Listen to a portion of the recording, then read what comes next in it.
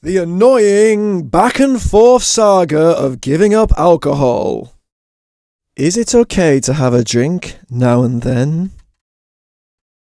You may find that if you decide to give up booze, you do well for a bit, but then you snap back aggressively to your old ways of drinking on the daily. I have done this several times before. It's a very common pattern. I even wrote a song about it called Self-Development Blues. Check that out, it's on YouTube, and in that video I'm pissed as well. The most recent time I gave up alcohol but snapped back was when I turned 40. I gave up alcohol, and then after 6 months I was in a bar with an hour to kill before the start of my gig. I was looking at all the different types of drinks on the bar, and it must have set off some kind of neuro receptors in my brain, and I got this feeling like, oh well, it's been 6 months. Surely it's okay for me to have a pint or two now. I've demonstrated that I have self-discipline. Why not? And if I'm being totally honest, another reason I wanted to have a drink was I was a bit bored. I didn't have much going on in life, and then that should have been an even more reason not to do it. But I do find that will get you if you've got like a bit of too much spare time. And so yeah, I think it would have been totally fine if I would have just had a pint in that moment after 6 months of not drinking. But what actually happened is that I went back to drinking pretty regularly. You know, I didn't have a job at that time. I didn't have many responsibilities, so it was just a bad idea, and I went back to drinking pretty much any time when I was kind of wasting time. Alcohol would get into the mix. So you got wasting time on the internet, wasting time drinking alcohol, wasting time smoking weed. It feels great in the moment, but then you slowly watch your life fall to pieces. Okay. Because even after 6 months of no alcohol, the alcohol drinking habit, it was just way too ingrained into me to just go back to being a casual user. And even though I had never considered myself an alcoholic or really anything like that, I don't think I will touch alcohol again. And this is not because I think it's bad to have a drink. If you want to have a drink and that's your life, I think you should do that. You know, I'm not shaming you or anything, because I certainly have drunk my fair share of booze over the years. I still like weed occasionally. You know, if I'm at a festival, someone passes me some weed. When I went to Amsterdam recently, I smoked some weed. But even with weed, I don't smoke it in here anymore, because I don't want it to become part of my like daily lifestyle, where a bit like, you see, that the addiction I have now is still the internet, because it's still there. So that's almost like the last thing I have to overcome, is this internet addiction, because I can't get rid of it. I need to use the internet for my work, so it's always going to be there. So that's why I don't want to have weed in here, because then it will just become part of my life in here. But you know, I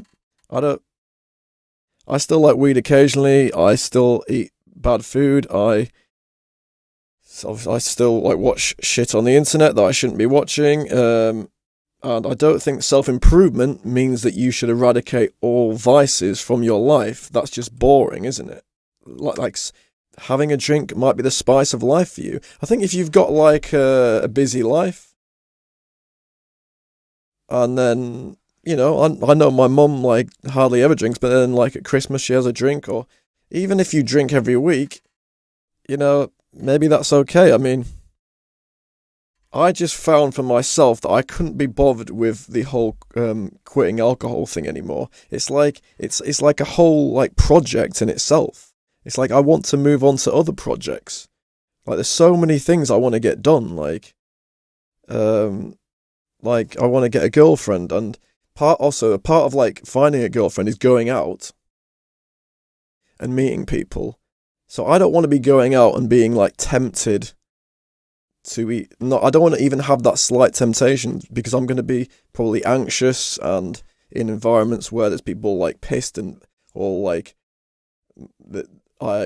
I knew that like I needed to give up alcohol for that. That was a big reason, because if I'm out like socializing, meeting people, and then there's always going to be like, I remember reading somewhere that like when you're like fearful or in anxious state, that's when you're more likely to drink. So I wanted to get completely rid of that, and I feel like I have gotten rid of it now.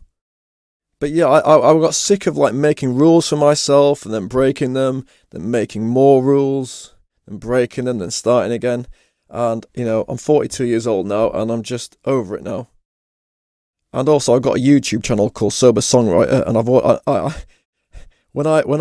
when I went back to drinking again, I changed it to Consistent Songwriter, which was a bit embarrassing. Now I've changed it back again. I certainly don't want to like have to change it again.